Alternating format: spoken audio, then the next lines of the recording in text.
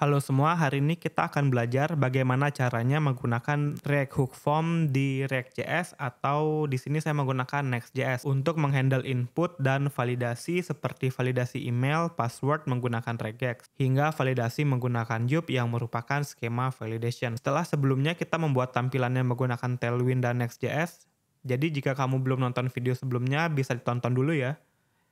React Hook Form sendiri merupakan custom hook untuk React yang memudahkan kita untuk mengelola form seperti input dan validasi. Dengan kode yang lebih ringkas tapi dengan performa yang lebih baik dan tentunya lebih mudah untuk digunakan. Untuk kelebihannya sendiri sudah dijelaskan di websitenya, jadi kalian bisa kunjungi aja websitenya React Hook Form. Nah, buka dulu project kita yang sebelumnya, kemudian install React Hook Form-nya menggunakan perintah seperti berikut. Nah, kemudian untuk menggunakannya, kita tinggal import saja use form-nya seperti ini. Kemudian panggil use form-nya dan kita distract value yang kita perlukan, yaitu register gunanya untuk meregister input kita. Kemudian handle submit, seperti namanya sudah cukup mencerminkan ya fungsinya.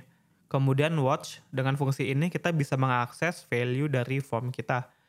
Kemudian error yang isinya adalah pesan error jika terdapat input atau validasi yang error. Langkah selanjutnya adalah meregister input kita. Argumen pertama adalah namanya.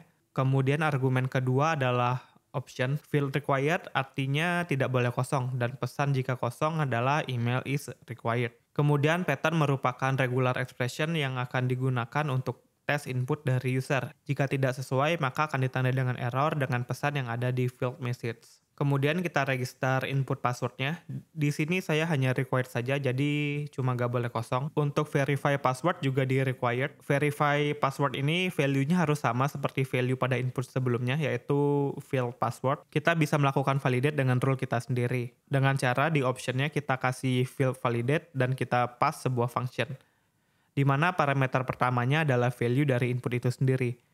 Dan karena kita mau isinya sama dengan field password, kita bisa watch atau mengambil value dari field password dan kita bandingkan dengan value-nya.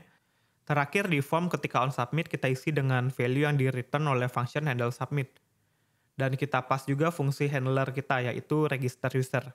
Di fungsi handler kita bisa mendapatkan value inputnya dari parameter yang pertama.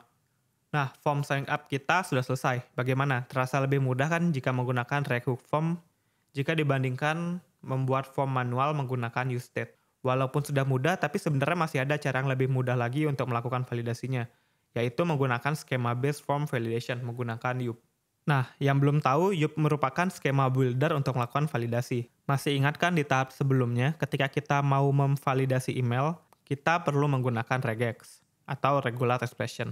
Jika di Yup, sudah disediakan fungsinya, jadi kita tinggal panggil saja. Selain email, masih ada hal yang bisa divalidasi. Kalian bisa lihat di dokumentasinya Yup. Sebelum dapat menggunakan Yup, kita perlu install package-nya terlebih dahulu. Package yang perlu kita install adalah Resolver React Hook Form dan Yup itu sendiri dengan perintah sebagai berikut. Nah, kalau sudah, kita tinggal buat variabel skemanya dan kita isi dengan Yup object seperti ini. Untuk email, kita tinggal panggil fungsi email dan kita required alias tidak boleh kosong.